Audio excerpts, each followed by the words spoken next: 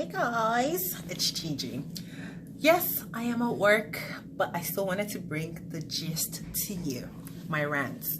Anyways, this is Real Housewives of Beverly Hills. We start with the ladies getting ready for this wine tour, wine tour that they were doing on the ride.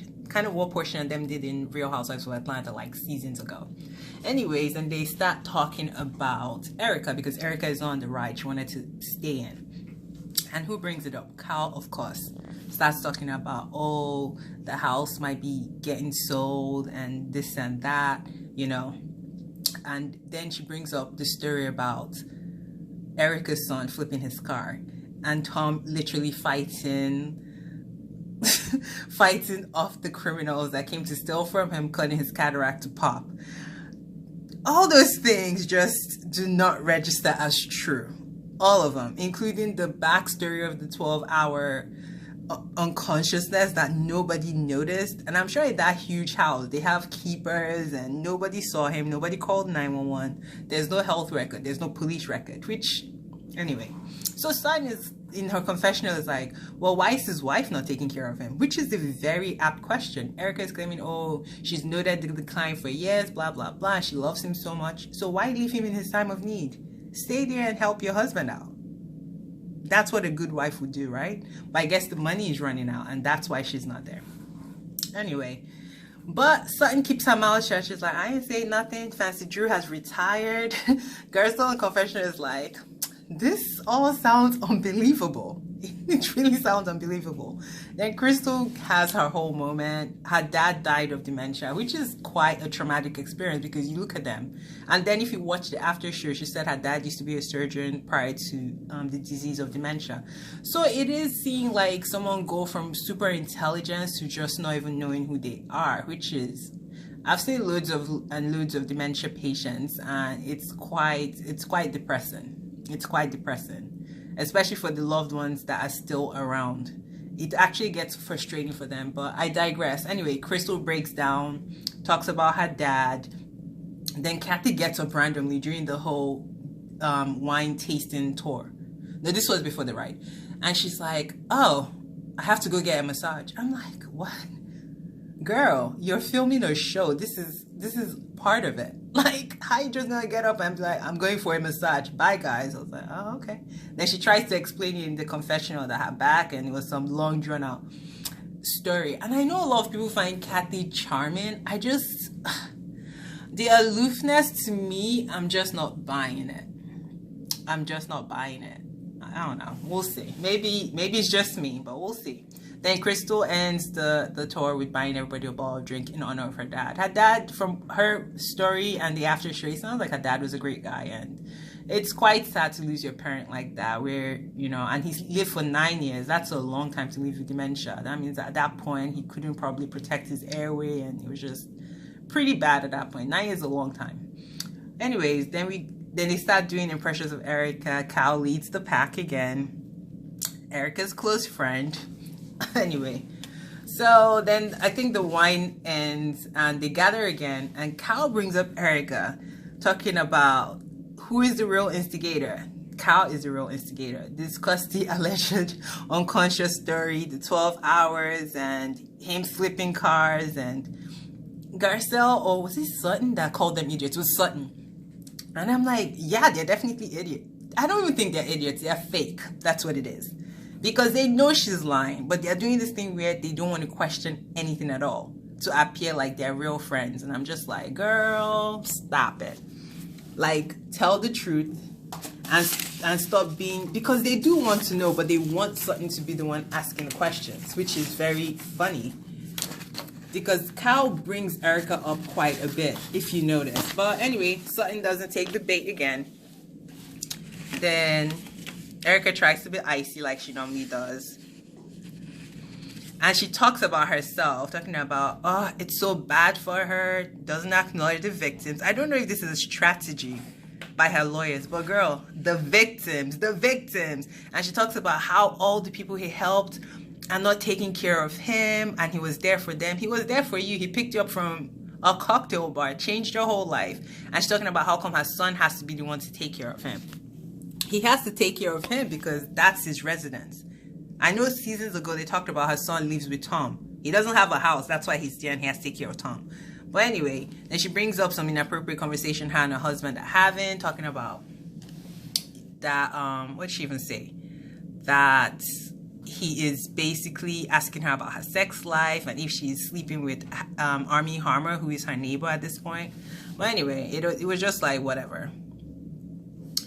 Then Kyle, being two-faced, that continues to bring up Erika talking about the lies without, you know, actually talking about the lies. Then all of a sudden, Erika starts talking to Sutton, and Sutton is looking like, why is this woman talking to me? She acknowledged that, oh, Sutton is a strong woman. She decided to like do things on her own, and she remembers when Sutton paid the rent for her new shop, and she's just talking, and Sutton is looking like, quiet, like, I don't know why you're talking to me. And even we see like a part of the show where she was riding Sutton's scooter, which was like really funny. Anyway, then the girls go back to the rooms, and Sutton and Garcelle get together, and they're talking about Erika and how Erika acknowledged Sutton during the conversation.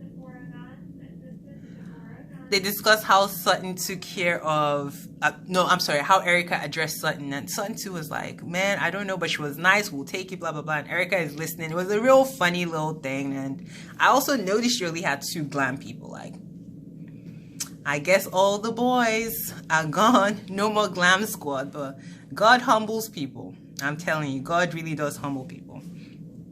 Then Rena and Crystal go do yoga on the water. I was like, LA people, y'all really do try to keep in shape. I love it for y'all. Anyway, then Erika's talking about people walking away. I talked about that already. And I was just like, you're quite tone deaf. Like, she just talks about how she's going to walk away with no money. This was the part that I was like, you're worried about walking away with no money. People have been suffering with illnesses. People lost their family members. They didn't get compensated for. It sounds like at least 5 years plus that your husband has been scamming them, and you're worried about you walking away with nothing. Girl, you have fame. You're gonna get fortune because you're very attractive. You'll find another old man to marry, I'm sure. You have this show. So what are we talking about? Anyway, but I thought it was tone deaf. I'm like, the victims, Erika. That's who matters here.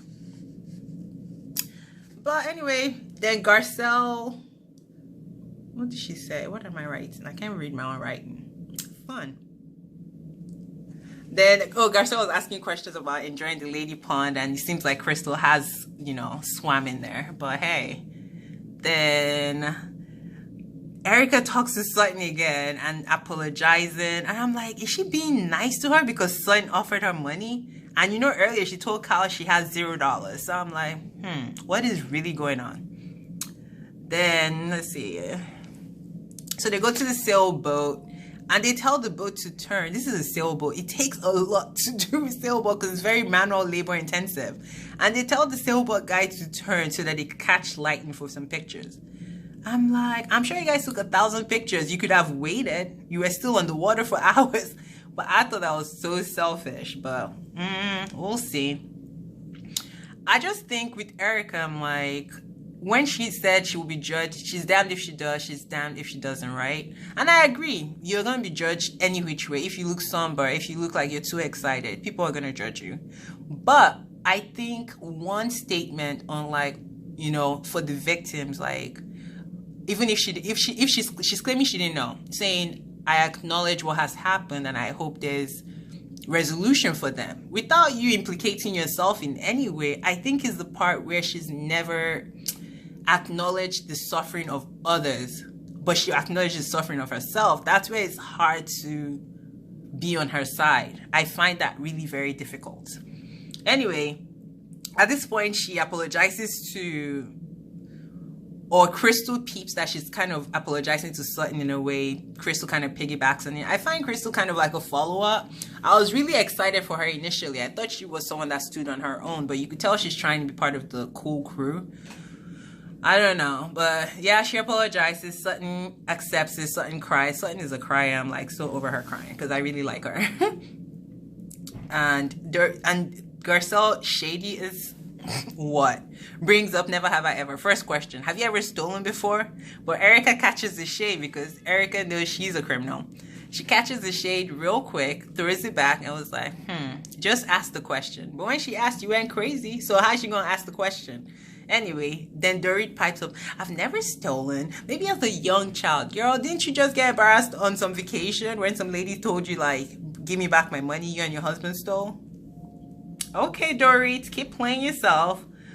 Then Erika started talking. I don't know, Erika kept saying something about shut up, and I got lost in that conversation. I was like, who is she talking to? Is she trying to talk to one of the ladies? But then it was just like a weird thing, and everyone's like staring at her. Then yeah, and Garcelle is freaking out because apparently Sutton's back door has been played with in the never have I ever conversation. It was really nice, and they talked about, would you use an extension on a partner in the sexual act? And some of them said yes, some of them said no, and this was the part where Erika kept saying, if we do it, don't tell. Because then she kept saying shut up. She said like 3 times, like she was almost looking at Sutton, even though Sutton wasn't even addressing it. So that was awkward. Then the show goes off. It was a pretty cool episode, I guess. A lot of like fun was had, finally. No yelling, finally. So I appreciated that from the housewives. But looking forward to the reunion, the 4-part reunion, to see what happens. I know they have at least maybe 1 more episode or 2 more episodes before that. But anyways, let me know what you think. I know I was a little scatterbrained. I'm at work. I literally wrote my notes at work. So you can tell there were some awkward pauses, and I do apologize for that. All right, guys. Thank you. Like, subscribe.